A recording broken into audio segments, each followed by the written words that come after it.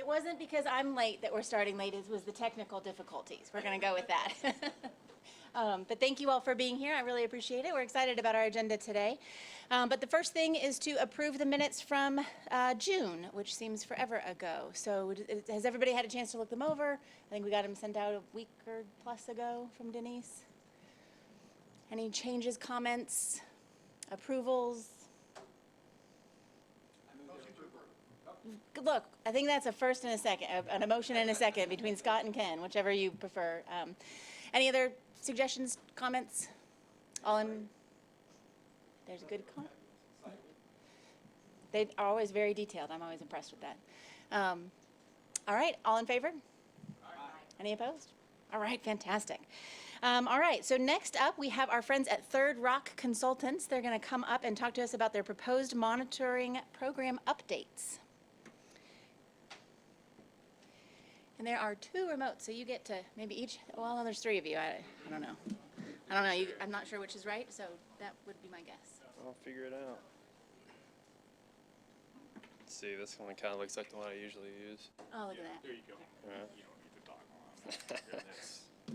All right. Well, good morning, everybody. Thank you for letting us come and talk about. This is not our presentation, I don't think. Hold on. No. While Bailey's sorting that out. Thank you all for letting us come. Today we're going to be talking about some of the proposed recommended changes to the water quality monitoring program that we have here in Lexington as part of the permit.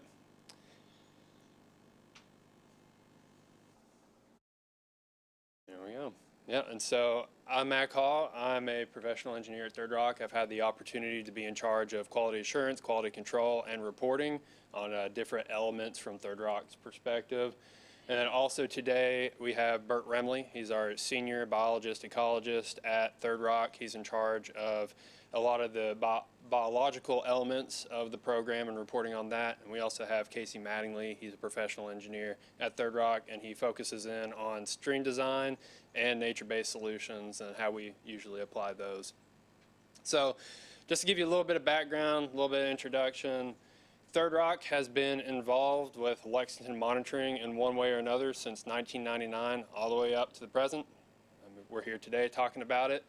And it's the Phase 1 MS4 permit that's currently was issued in May 1st of 2015 that became effective in June 1st and was on a 5-year duration. It has since been administratively continued, but as part of that, in November 2019, Lexington sent a letter of intent to renew the permit, and in that it stated that after the watershed-focused monitoring program would be complete, that Lexington would take some time to look at that watershed-focused monitoring program and look and make some recommendations on how we might make some changes to that program. So because of that, we were tasked in 2023 in June to take all the data that we've collected, that the volunteers have collected, and digest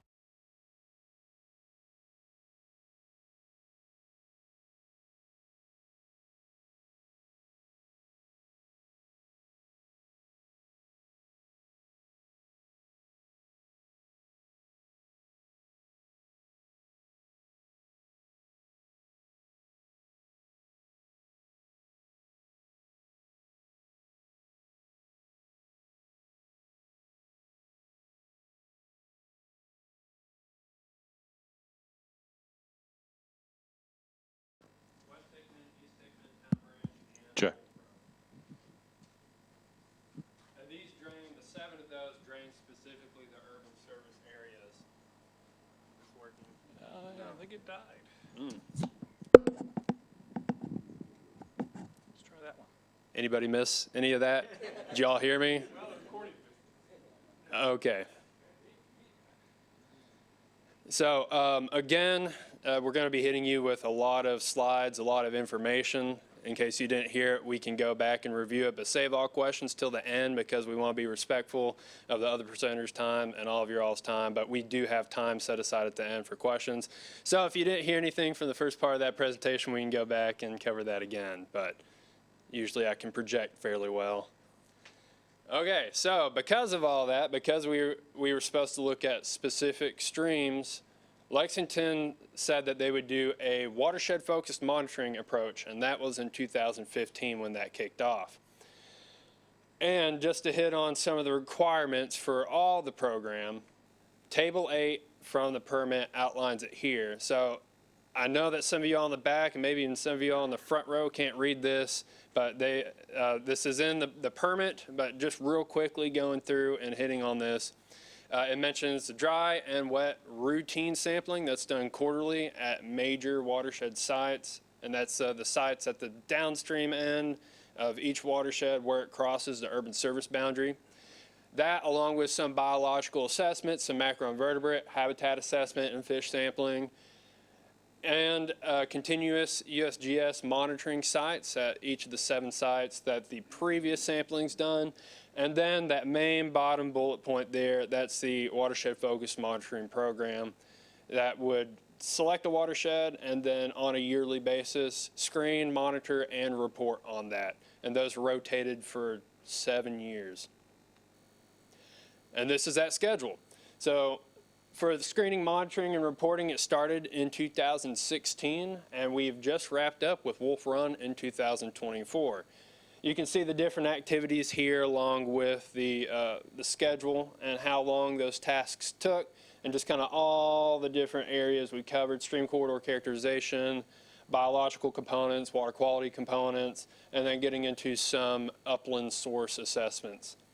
And so all that's been done in 2024. Now we're here to talk about some of the recommendations we have for program updates.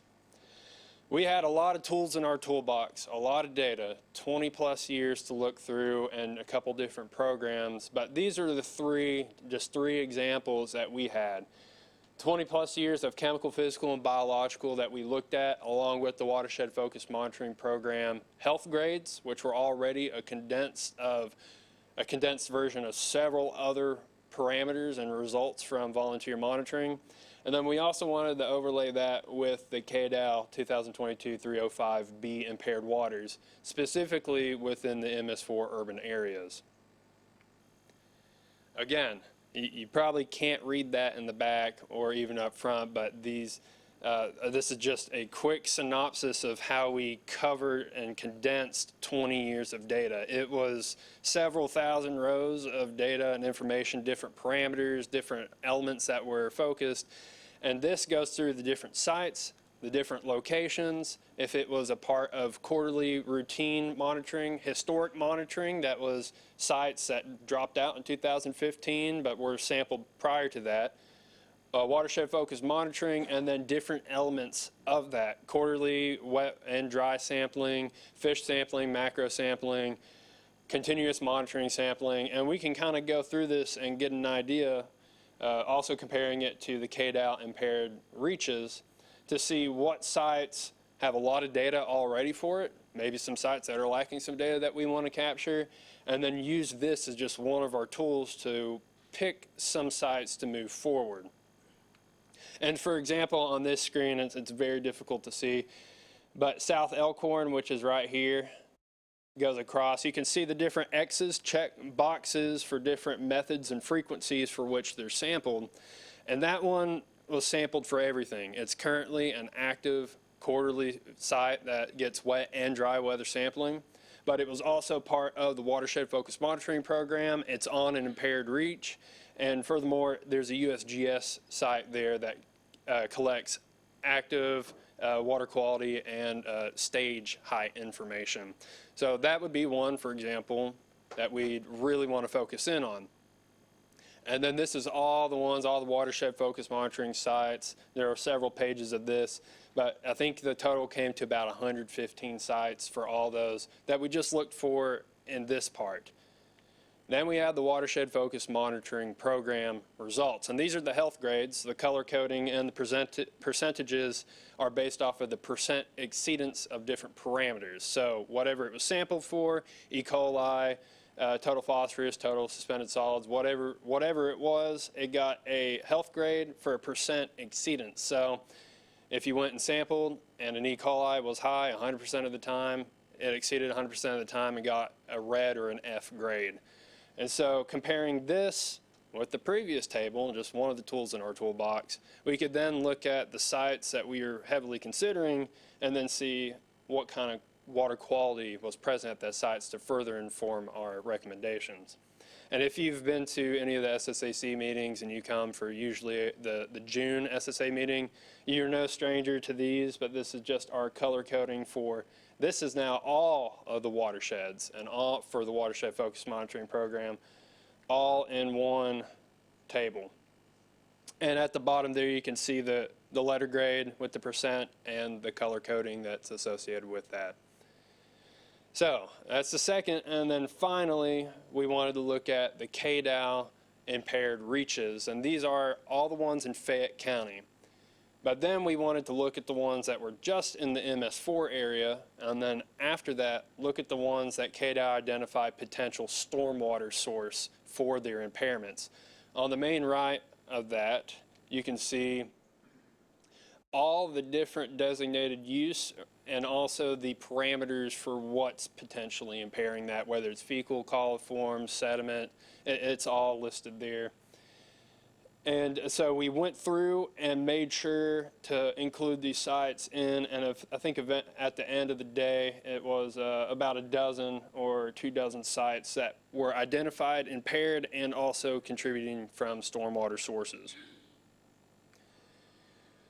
So there's a lot to take in right there, but that's all the data, not all the data, but that's just 3 really good examples of some of the tools we had in our toolbox where we had to take 20 years of data, sit it down in front of us, condense it down, because especially that last slide from, this is from us, but when you go and look at the impaired reaches from KDOW, it spits out a spreadsheet that's way too wide for your screen and way too long for your screen. So we took that and just tried and squeeze it down into something that made sense and had all the elements and all the impairments and locations of these reaches.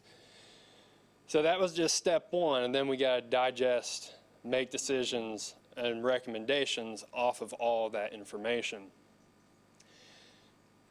We looked at over 100 small sub-watershed scale sites, and that's what we originally recommended, but after discussing with Lexington, that was a huge effort, and there's a cost-benefit analysis for getting good scientifically based data, but also more importantly, we wanted to continue volunteer engagement. And that's a huge thing that Lexington prides itself for in its water quality monitoring.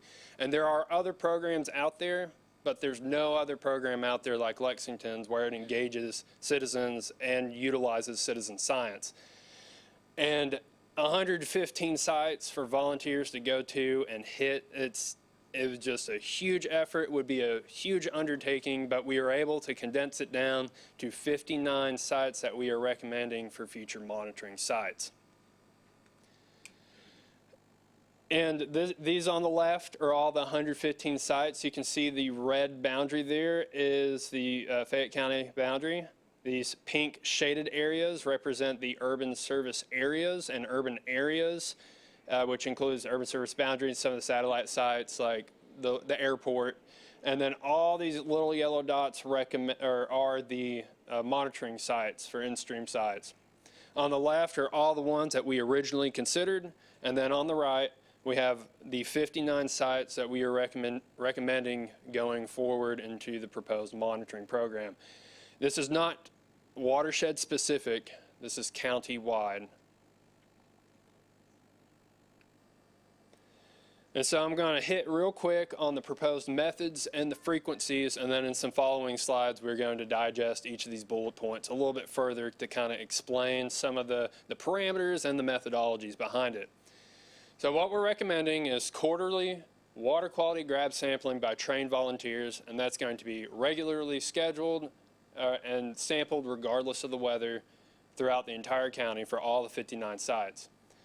Annual wet weather grab sampling by qualified sub-consultants, and that will be 1 wet weather sample gathered across all sites once a year. Every other year, we are recommending macroinvertebrate sampling and ID by a qualified sub-consultant. Every other year, doing a geomorphic and erosion assessment by qualified sub-consultants. every other year fish sampling by qualified subconsultants, and then continuing the continuous monitoring for USGS at the 7 sites that it's currently at. So that's hitting the bullet points real quick and now breaking it down a little bit. For the quarterly water quality grab sampling, this will be done by trained volunteers, and it's regularly scheduled because this is a lot of in-stream sites, and we want to make sure that the volunteers get it on their schedule, and regardless of the weather, that they're able to attend and get those samples. In situ parameters will include DO, pH, temperature, and conductivity. Flow will be estimated by a stage discharge curve relationship, so reading a height on a staff gauge and then correlating that with a flow estimation. That makes it real quick and easy for volunteers to get out and get the flow reading. And then for the grab sampling, we're going to be looking at TSS, E. coli, total phosphorus, dissolved phosphorus, ammonia, TKN, nitrate, and nitrite. So the annual wet weather sampling will be done by we propose will be done by a qualified subconsultant. I don't know how many of you all have had the opportunity to do wet weather sampling, but to hit the antecedent and then do the wet weather sampling, it could come at any time. We've been out in the field at 3 in the morning grabbing grab samples in Lexington, because sometimes, you know, you only get 3 days of dry weather sampling, which that's what's the dry weather antecedent, less than a 0.1 inch of rainfall, followed by a storm event of greater than 0.1 inch. So it's a very specific antecedent, and so it's very hard to schedule that out. It's going to be kind of just on a, well, it looks like we're going to be getting it this Thursday. Can everybody get out here? It was not very feasible for volunteers, so we recommend that a subconsultant handle that. It's all the same in situ and grab sampling parameters. The only thing that's different is it's during wet weather and not just regularly scheduled regardless. Now I'm going to hand this over to Bert Remley, who's going to be covering some of the biological elements of the proposed monitoring.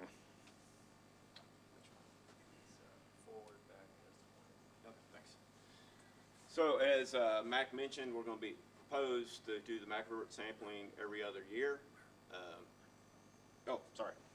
Thanks.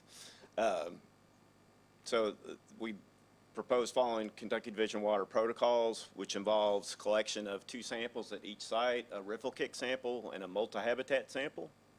And from these samples, we can look at 7 core metrics to calculate what's called a macrovertebrate bioassessment index, which gives a rating, biological health rating of like excellent, good, fair, poor for the stream. While we're collecting that, we also collect in situ measurements and do a habitat assessment. The reason macrovertebrates are good for determining biological health is they're relatively sedentary organisms. They live most, if not all, of their life cycle within the stream. They require multiple habitat types to exist, and they occupy multiple trophic levels. We also propose that fish sampling be conducted every other year, but only at the 7 major watershed sites, which are located at the downstream section of the watersheds. Fish are more mobile and longer lived than macrovertebrates, so they can provide some additional information as far as the biological integrity of the streams. Fish sampling will be conducted with fish shocking in combination with seining. And also the in situ measurements and the habitat assessments will be conducted because they can provide insight into some of the results that we are seeing. And with that, Casey will cover the physical.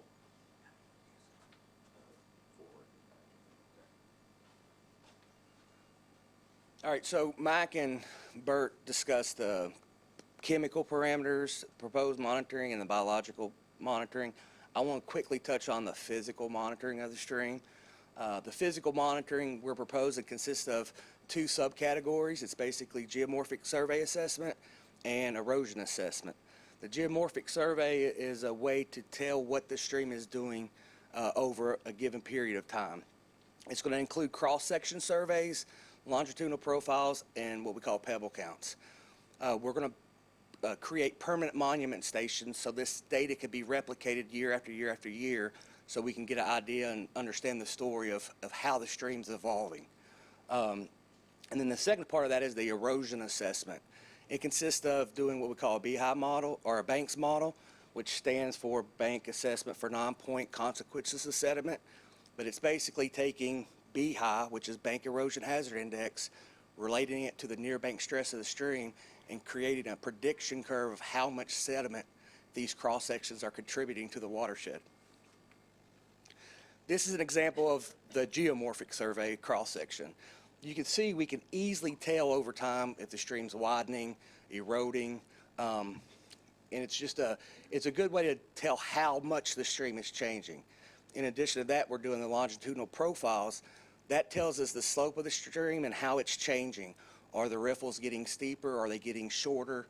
How it's evolving over time, along with the pebble count, which is a way for us to tell what the substrate of the stream is, how big it is it getting smaller, is it getting bigger, is it getting washed away?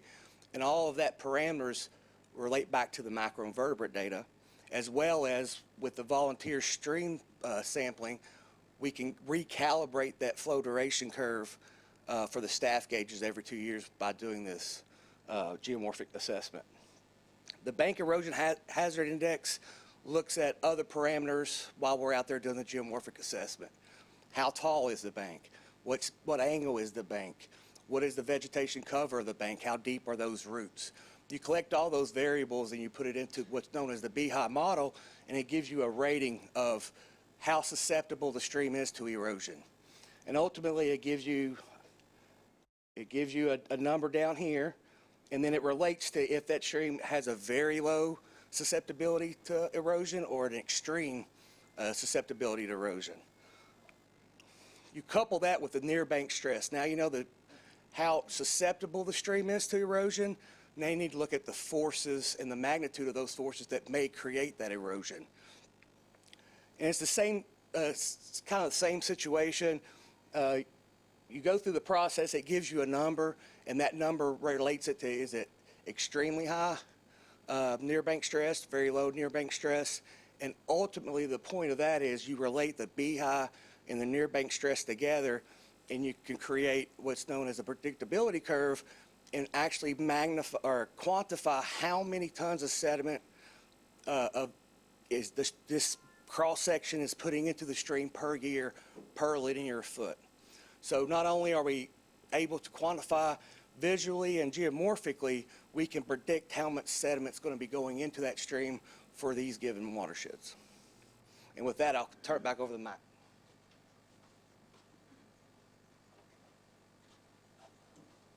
Thank you, Casey. So, just to summarize the recommendations that we're proposing for the monitoring program, again, it's going to be chemical, biological, and physical monitoring with methods at varied frequencies. Throughout the entire county, there are 59 stream sites that we are recommending for monitoring. Again, we want to continue to engage with volunteers at the maximum amount or the maximum extent feasible or practical. One thing is that we are recommending expanding on the physical monitoring to assess stream geomorphology and erosion rates with the Banks model that Casey just presented on. So, we hit you with a lot of slides, a lot of information, and at this point we're going to open it up for questions and discussion. So, any questions?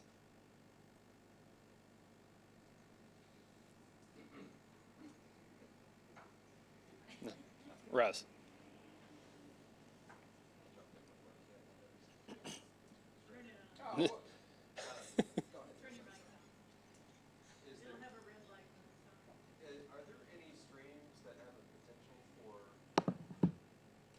Are there any streams that have a potential for delisting off the 303B list, or have y'all identified any potential streams that might be able to go that direction?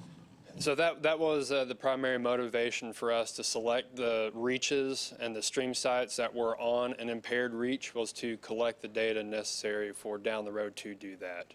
Yeah, and that previous slide that had about a dozen or so stream sites, those were all on identified segments. And if there were redundant ones, we only included one, but we made sure to hit all of the impaired reaches throughout the county. So were there some specific reaches you could share with us that you thought would be worth looking into? At this moment, I can't say specifically if there's one that we've identified to really focus in on, and that's part of this effort here. One was right there on South Elkhorn. That main major watershed site on South Elkhorn is on an impaired reach. But no, at this time, we don't have one that we're really focusing on, so we're trying to collect data to make those decisions in the future. Thank you, Russ.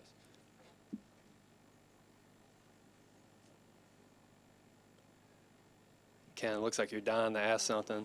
I mean, there's so much to discuss in this, you know, the volunteer. Thank you. There's a lot to discuss in what you just presented here. Are there going to be other opportunities for what I would call a more detailed discussion than the 8 minutes we have here to devote to that? Yeah.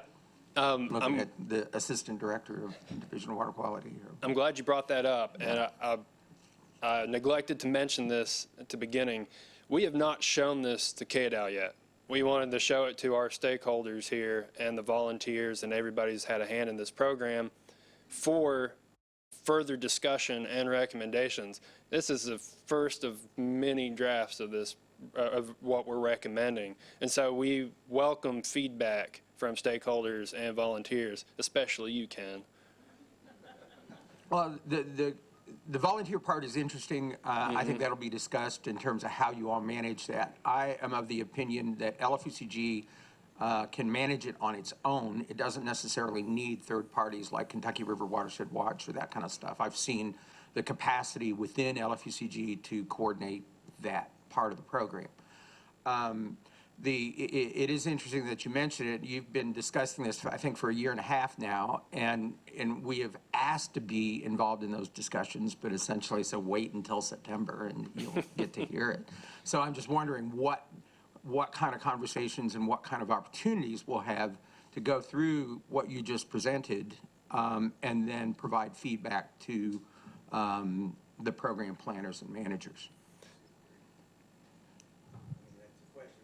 Yeah, and he's right behind me, I know.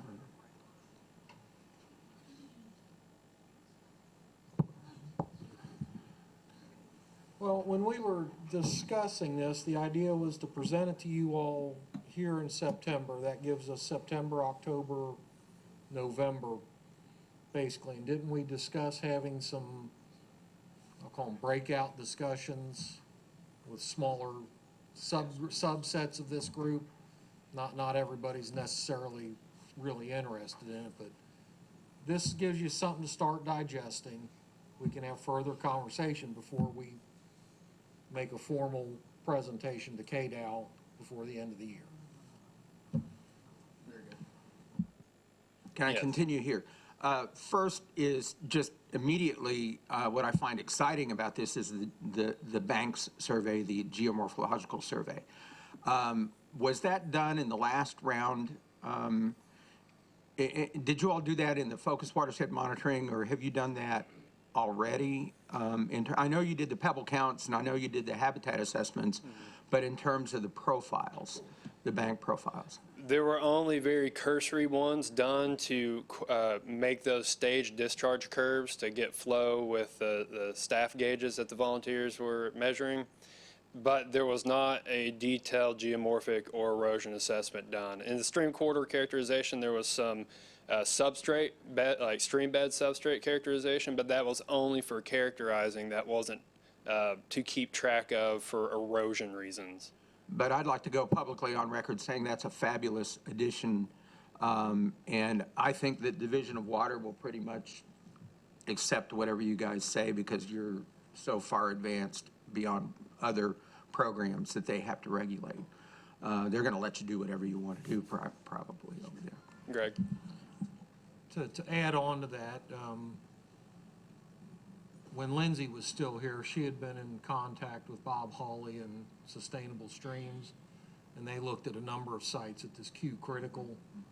Well, since Bailey is now getting her feet under her in this program, we have a site in Shiloh Park where we've got a couple of cross sections established and some before measurements, and we're working on getting the outlet of a basin reconfigured to Hawley's recommendations. And so I think that kind of fits in with this, that we do have a study reach to start looking at anyway.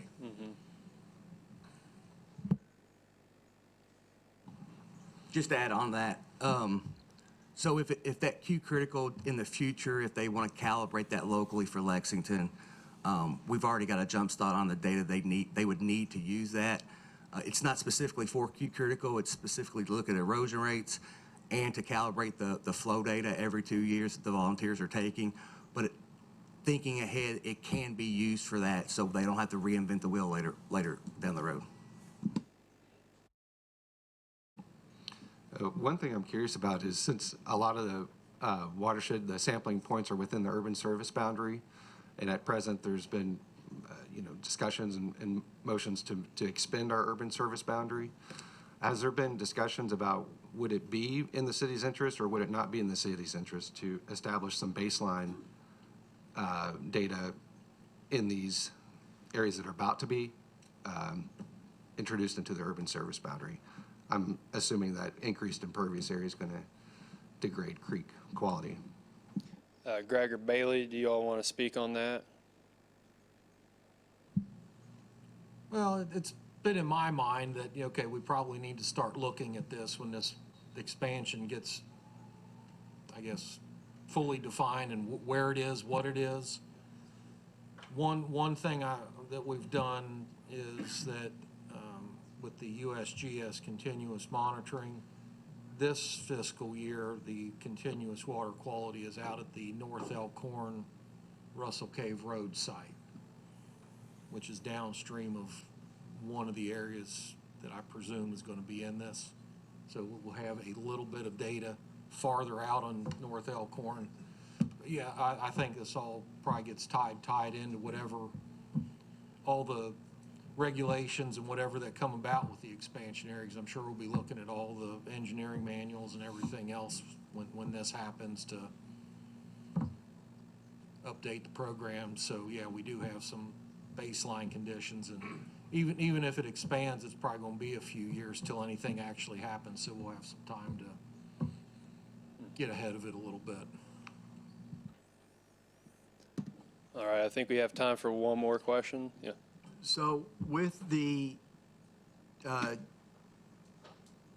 that you're collecting on the geomorphology and the beehive, have you looked at what other aspects of that baseline could then be applied to, such as, tree canopy coverage and, changes in the runoff coefficients of those watersheds? Is that part of the mix going forward?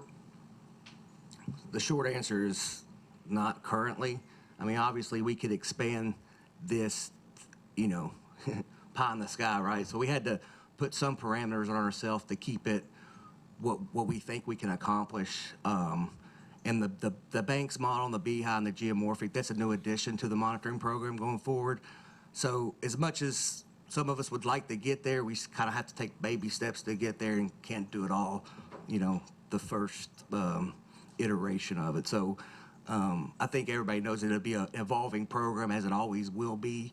And going forward, we can look at that. We're just not there yet.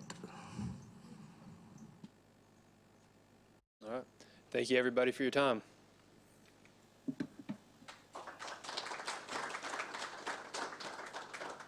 Thank you all very much.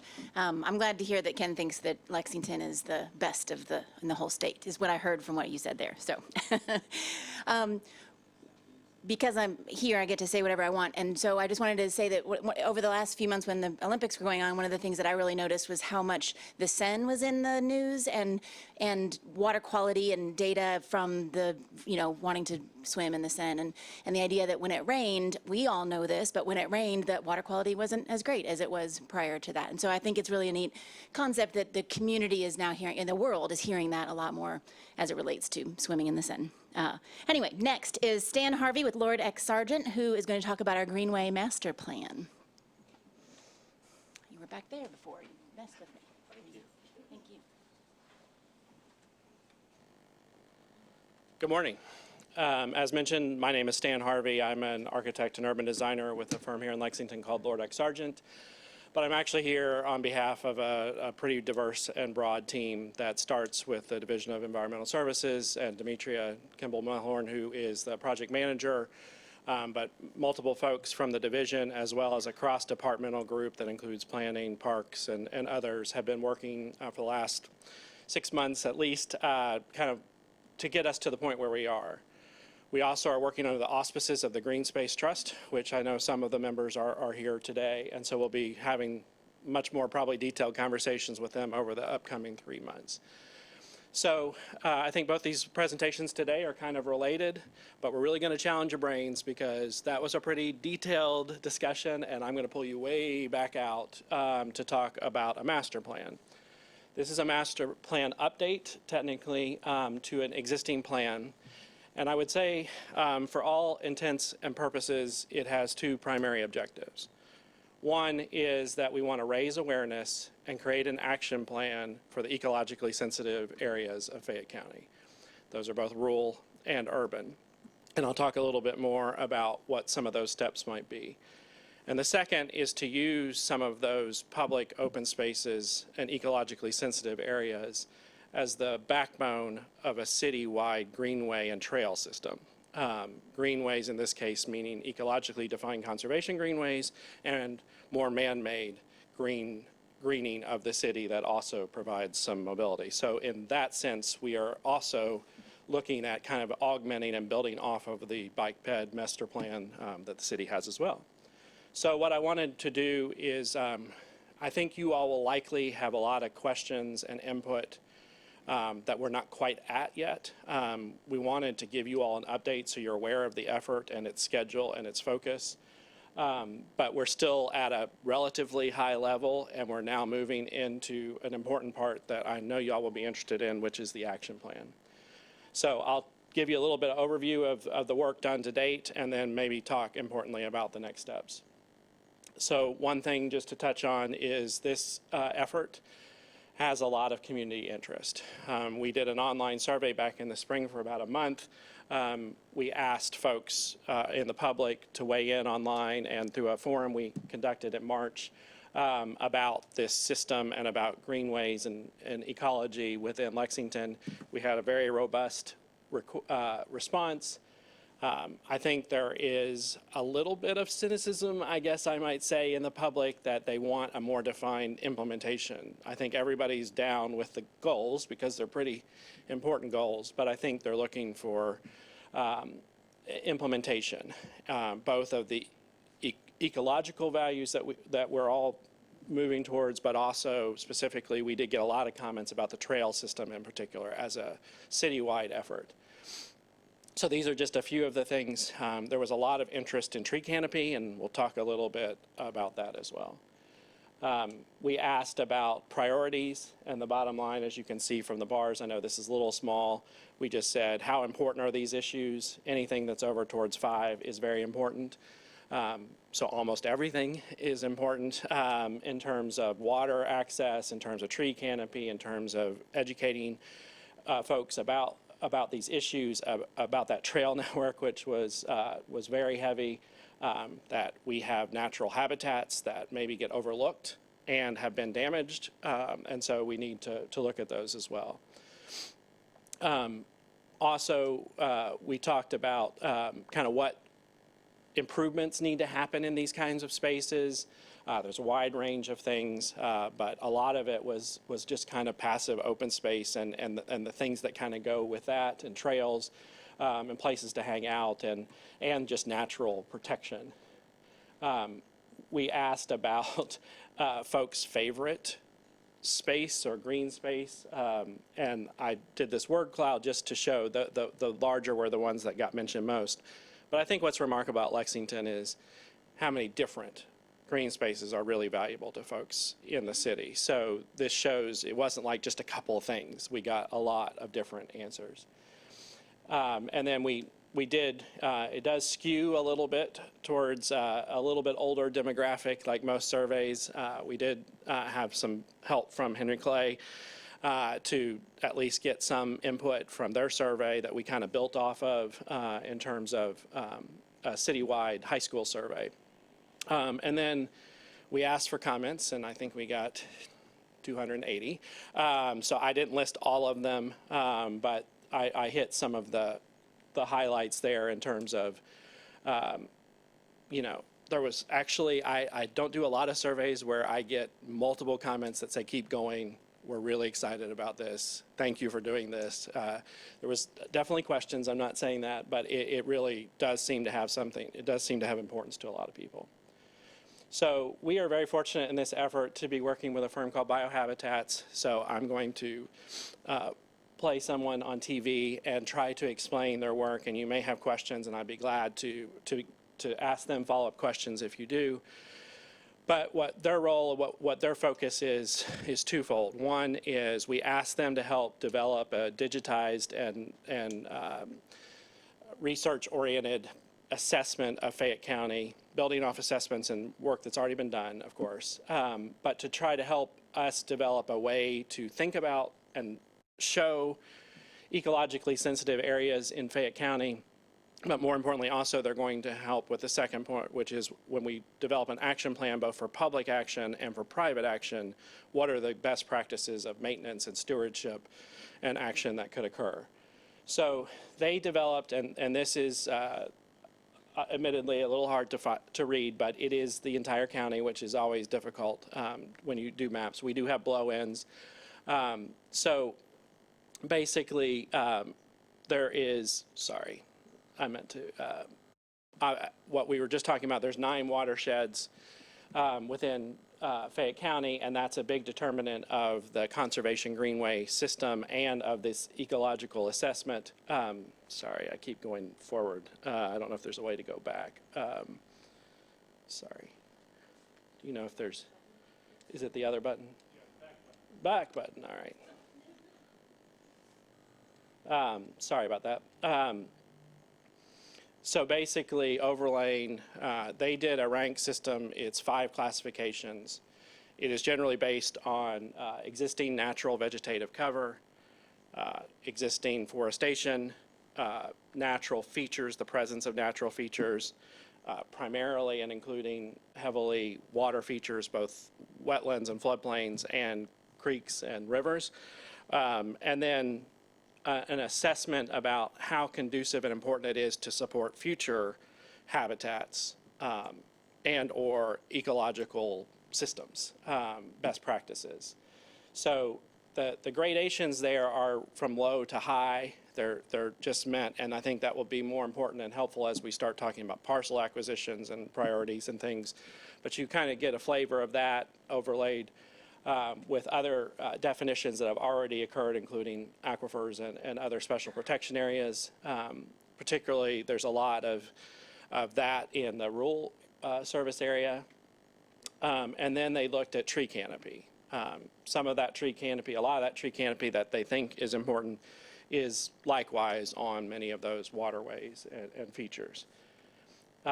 So in terms of where we are now, we have gotten to a point where at least we feel like the system and the assessment and the GIS and the other information is kind of all present, and now we're coordinating and working through getting reviews by a lot of different parties and stakeholders, and then also just turning towards an action plan. So for the overall greenway system map, for each of the 9 watersheds, there is a specific focus on the corridors. There's multiple corridors in each watershed that are conservation greenways.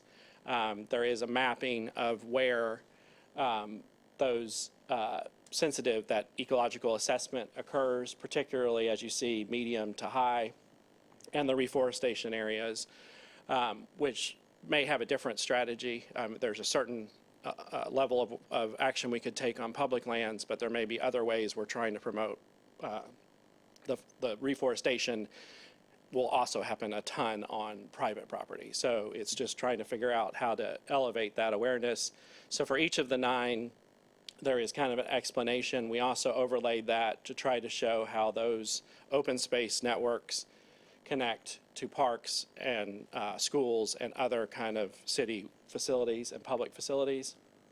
And then secondarily, we've been working with a firm called Alta that is a national trails and greenway planner, and we have defined a system of 27 corridors that cross the city.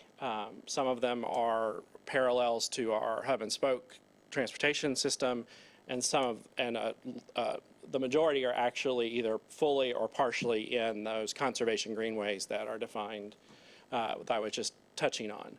So to do a comprehensive trails network in Lexington, we think starts with those conservation greenways and the opportunity to get a shared use trail in many locations off-road.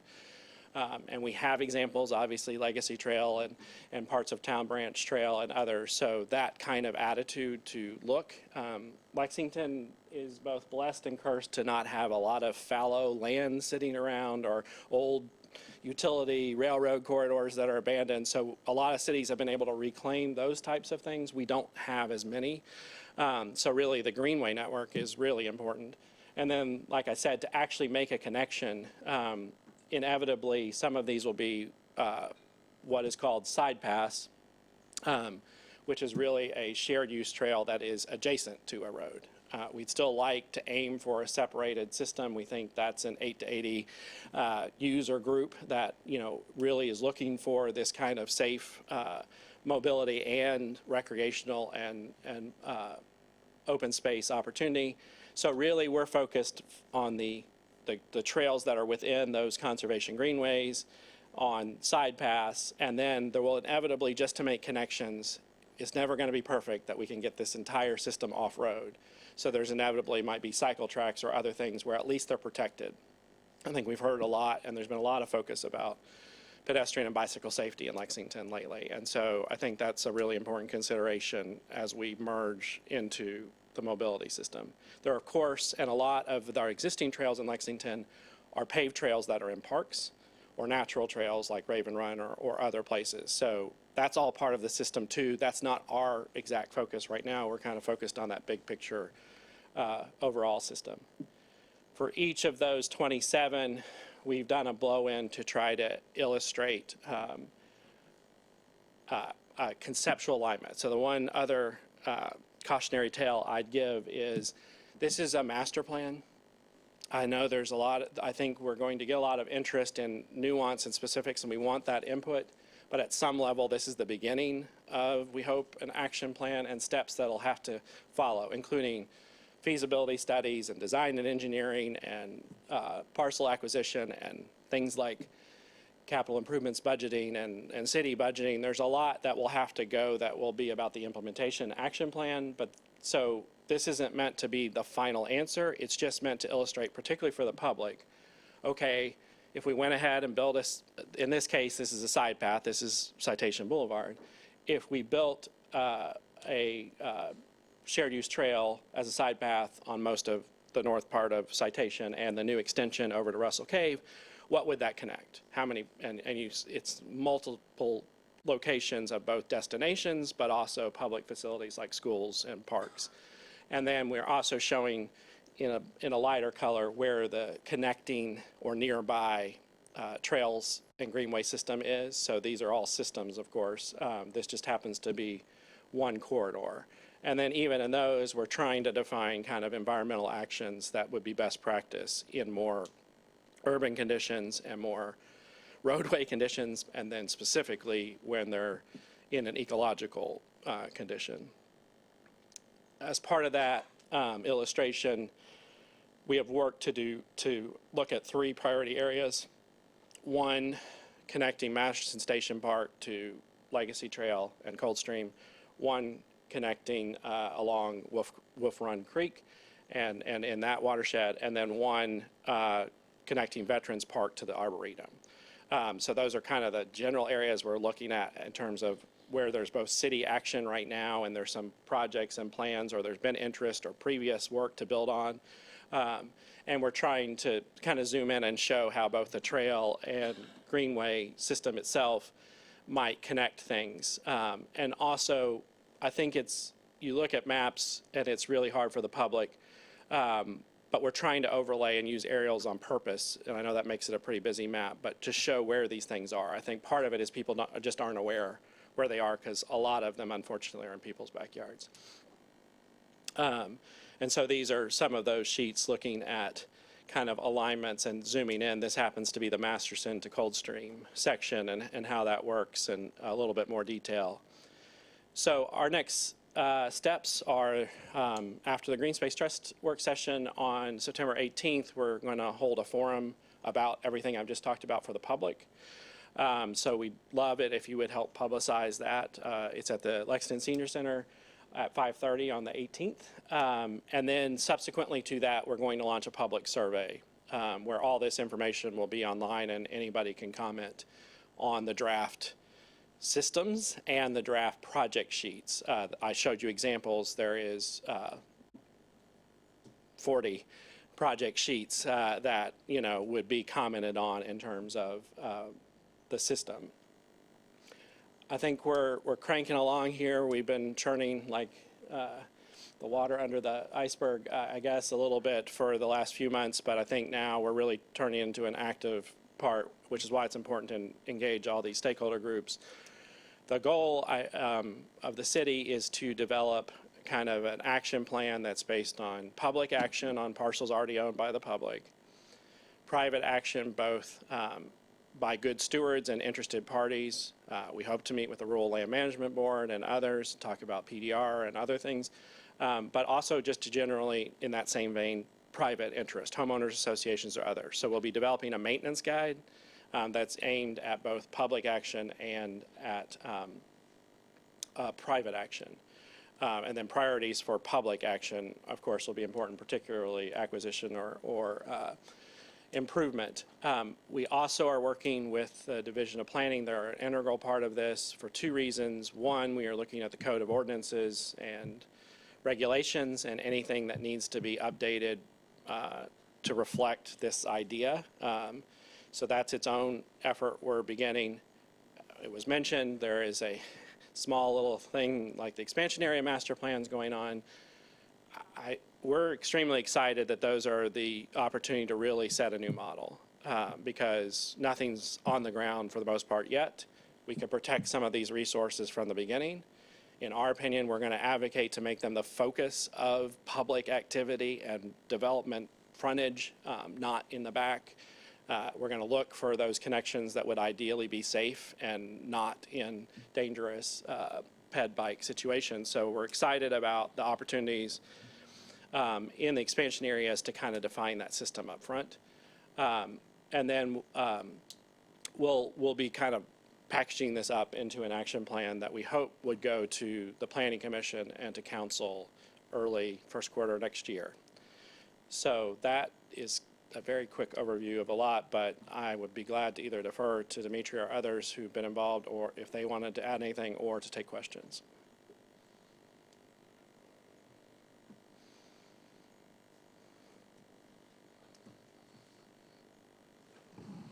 Thanks for a really good presentation.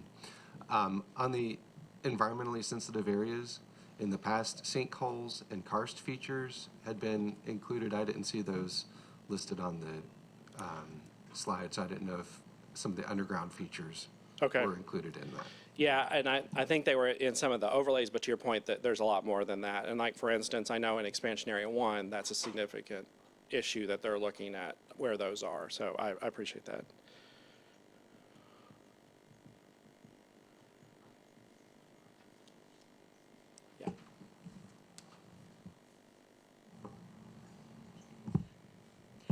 I really just have a series of observations, and I wonder if you might have comments on some of them.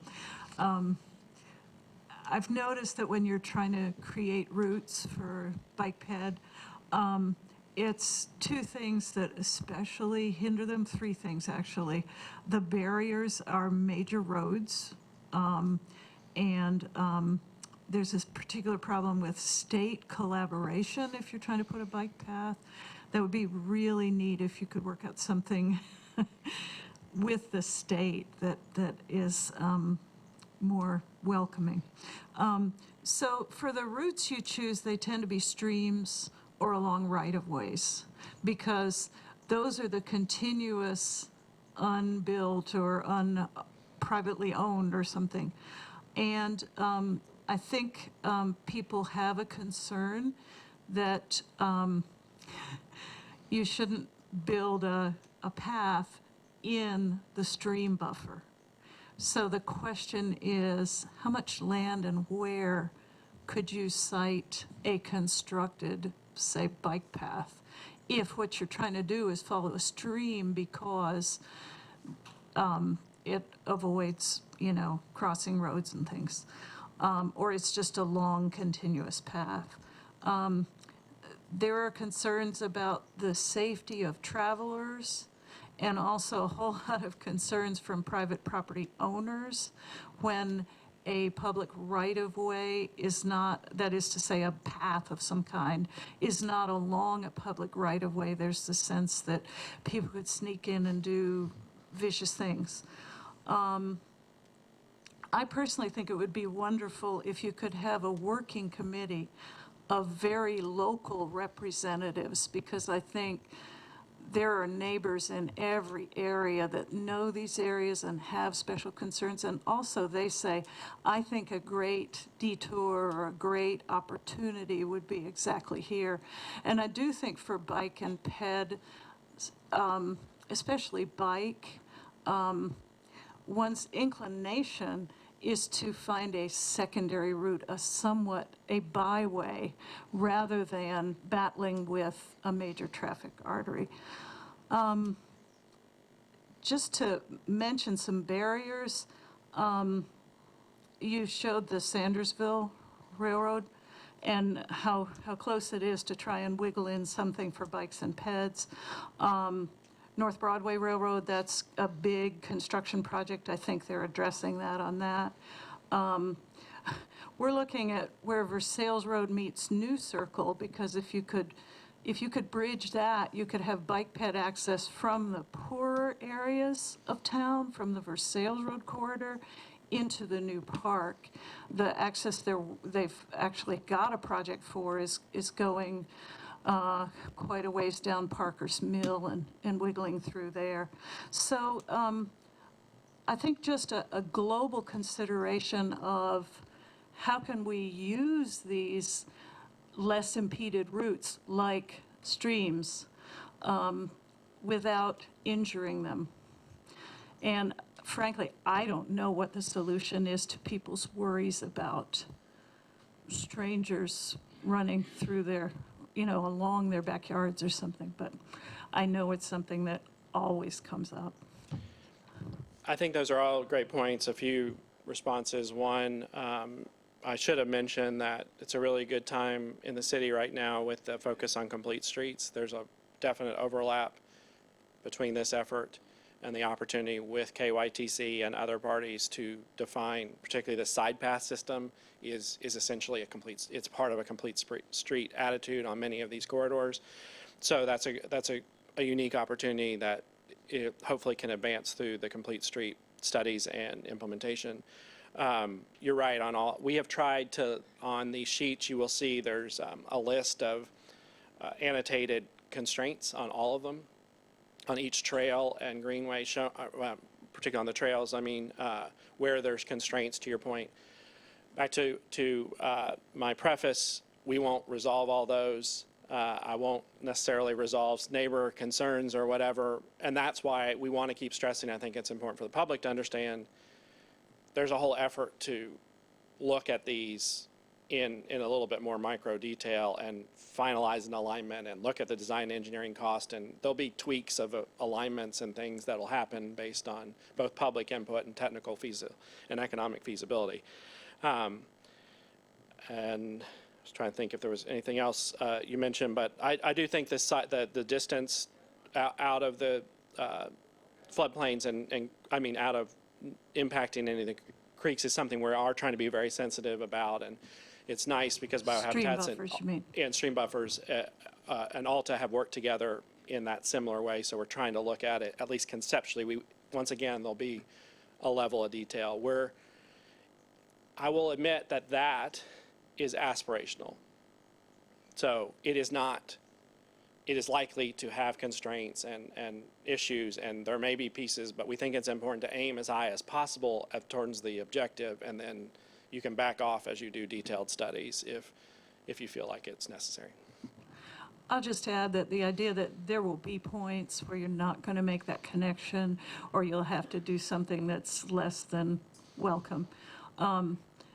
If they're very few and you just know, okay, this is a get off and walk place, and if it's like a crossing rather than a whole block or three, you know, and I do think especially in the very central city, the older part where roads were narrower anyway, they're crammed with traffic, that's just so challenging. And yet, if you live in the central city, you want to be able to use your bike to get out to some of these better ones. And to me, it's always seemed silly to put your bike on your car to go and have a bike ride. Well, it's one of the good things about working with planning in particular on this. Somebody said early on that one of the most important things about a master plan is it stops bad things from happening sometimes, because it's already on paper and you can go ahead and make sure an obstacle doesn't get newly created. So I think that's the hopeful intent and benefit of getting a master plan defined, is it allows the city to look as it implements its own projects and oversees private development on how that system could work. And just the last thing, in terms of the local committee's idea, you're thinking that belongs in the Complete Streets endeavor? I don't want to presuppose how the action plan of those two efforts. We are starting that conversation with, I'm just saying in my professional opinion, there's a lot of overlap, and there may be ways that collectively, it would seem to me, those subjects would be very interrelated, and might have some, and there will be public interest in both. So, and there'll be implementation by default that will happen in both. I just have a quick question.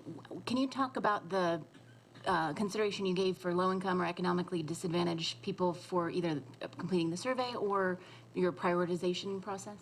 Yeah, that's a really good question. You'll see we did look at, there's a social needs assessment that the city has. That's one of the background studies that we'll kind of highlight, and we'll show the overlay of where some of the systems are. We haven't done the prioritization yet, but I think to your point, it would surprise me if that's not part of the prioritization effort. Where should we start? We'll have a variety of inputs, but I think one of them is where can we, you know, where might this have an impact significantly? But we haven't yet factored that into, because we don't have a prioritization plan yet. But we'd welcome anybody's input. I think we'll have more conversations about that. Thanks for another question.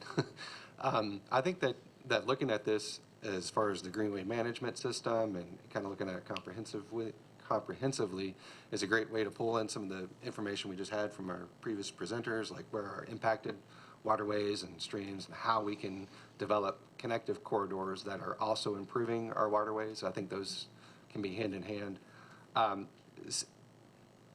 Is the scope of your work looking at these greenway systems as entirely within the property ownership and operations of LFUCG, or is there any consideration for a third party? We've got, you know, examples of other entities here in Lexington doing greenway connectivity things. I'll help answer that. So this is a huge effort, and we have a lot of stakeholders that we have brought in. And one of the things they're going to be looking at is potential for easement acquisitions, and where the HOA already has open space, and maybe we can work with them. That's kind of the next steps that we're working on. Biggest thing was to get some stuff on paper and to make sure that everybody had, you know, a good sense of this is not only conservation greenway, but a secondary step to the bike ped plan of off-road. So, you know, we've had a lot of moving parts, but that is something that we're going to be looking at as that general overlay. And as we get into the priority areas, what are the constraints? What can we do to move forward? I mean, an easement is a great option, so. Yes, ma'am. You didn't mention it. It may have been a part of this, but I don't think it was the way you presented it. Was there any consideration or just a very broad overlook at cultural resources and how they overlap, or known cultural resources and how they overlap, this system as either just informing future development, what would be involved in trying to transgress those, or as additional destinations? Obviously, we're concerned with the ecological sensitivity of it, but in my business, they go hand in hand. If you're talking about a corridor where there's been very little development, 9 times out of 10, you're going to run into cultural resources that may or may not have ever been, surveyed previously, but they will definitely affect any long-term plans you have if you're going to build anything through there. Yeah, that's a great question. So all of the circles on this particular map, now this is the rural area, so are all identified cultural or historic resources in the rural area. And you see how many of them fall in these greenway corridors, to your point. It is admittedly more complicated in the urban service area. We are trying to show destinations and features, like I showed that citation trail example, but just call them out and list what resources are there. So I think that's a good point, just to make sure we're capturing that layer in the urban area. Coming at it from 2 angles, like you said, what could we get to from one of these systems to look at or learn from, versus what may we need to avoid? All right, I know we've taken a lot of time. Any other questions? It's kind of a footnote to what Demetria was talking about. I'm wondering if you're looking at incorporating the schools and routes to school, and I'm also wondering if parents would trust their kids on such a route, which I hope they would. Schools are definitely on there as destinations. As Stan had said, this is a master plan and looking at a 50,000 foot. And a lot of the things that you have concerned about individuals, very much feasibility dive, and that's not part of this particular plan. But that is all part of what we do when we move forward with these potential projects. Thank you all very much.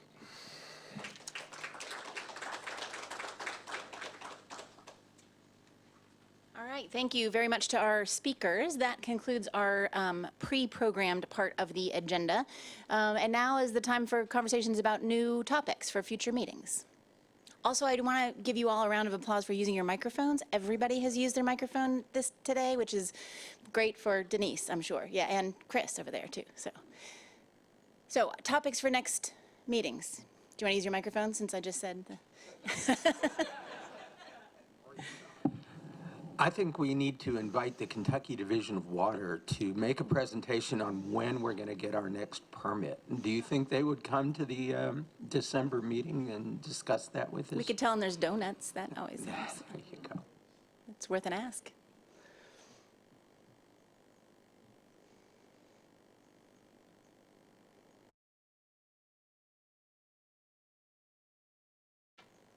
Yes. This isn't exactly stormwater, but could we hear an update of the remedial measures plan for sanitary sewers and their construction pollution control program and their post-construction planning for those particular projects, since they're in ecologically sensitive areas? I think as long as it's not odor, they'd be happy to talk about it, because I think that's been getting a lot of conversation. Yeah. This may be a little recherche, but possibly Tracy can help with it. There was a bill passed last year, it's part of the planning and zoning, that is mandating that we have objective standards in the zoning ordinance, so for plans, for subdivision plans and development plans. So all the standards are to be or become objective, so that it can be like a building permit, it's just a staff sign off, it's a check, if I have that straight. And there is provision, if the developer wants flexibility, they can ask for it. And then something about if it's a sales public safety or something, the commission can ask for it. To me, that's huge. For example, it might eliminate options for hearings or at least public participation in plans. Anyway, what I wonder is, in what degree does this impact environmental services and especially storm things? Because we get a lot of concerns on those plans about stormwater and management. So is that a feasible topic, or is it just kind of too picky? So I'm here for Jim Duncan for the Division of Planning, Tracy Wade right here. I don't normally attend. Tom Martin has been attending for, I don't know, maybe a decade for us, and he retired last week, so here I am. But I would say that topic, I think, is being addressed by the Division of Engineering with their annual construction, I don't know the exact name, but construction workshop, and we're going to be presenting to that group in December, and that's a little bit broader of a group than this particular committee, which I believe is focused on just stormwater. So I think the topic you're mentioning, obviously the Planning Commission is going to have to work through, and then those broader groups, that I think maybe that's the most appropriate group to work through as opposed to this one. Thanks, that does sound like a more coherent scope for it, and maybe if we could just get meeting notices for SSAC participants. I will share that with Director Burton. Thank you. Since that's his group, yeah. Of course. Yeah.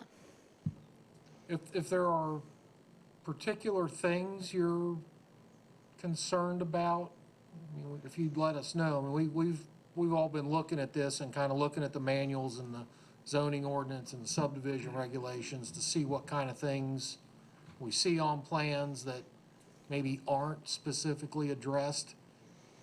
We may not see them all, but if there are some specific things you think may or may not be covered in an ordinance or a manual, let us know so we know to look at it.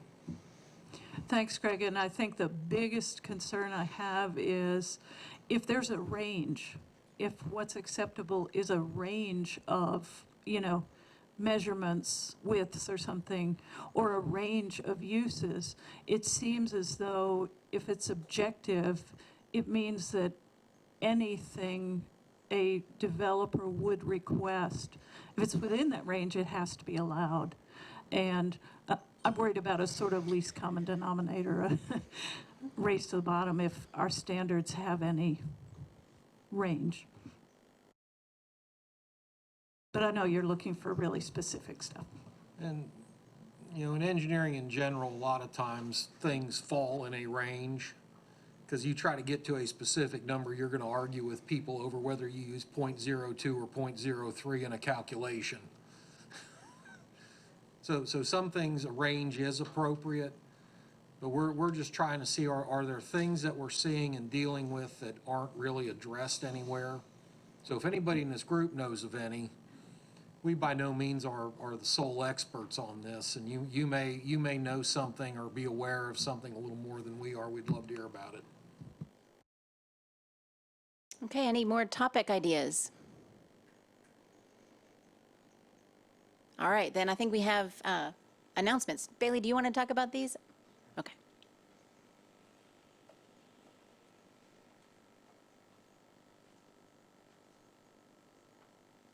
We have the Kentucky-Tennessee Water Professionals Conference coming up September 8th through 11th, and then the Art by Nature submissions are due September 13th. We have the Household Hazardous Waste Collection on the 14th, and then the Wolf Run Watershed Council meeting is being held at the Fayette County Extension Office on September 16th. The Water Resources Annual Symposium is the 27th. October 11th through 20th is Tree Week, and then the Art by Nature Gallery opens on the 18th. The 19th, there's a Tree Evangelist tree planting training, and then also on the 19th is Arbor Day celebration at the Arboretum. On the 26th, there's a Cold Stream planting party, and on November 15th, Lexington is having the Arts Hop. After Thanksgiving is the Gobble Grease Toss, and December 6th is our last SSAC meeting of 2024. And then December 13th, where we're having the discussion on HB 443, is the workshop with engineering development and construction industry. So those are all our announcements for today. You take all your turkey grease and we collect it so you don't put it in the storm. But thank you all for coming today.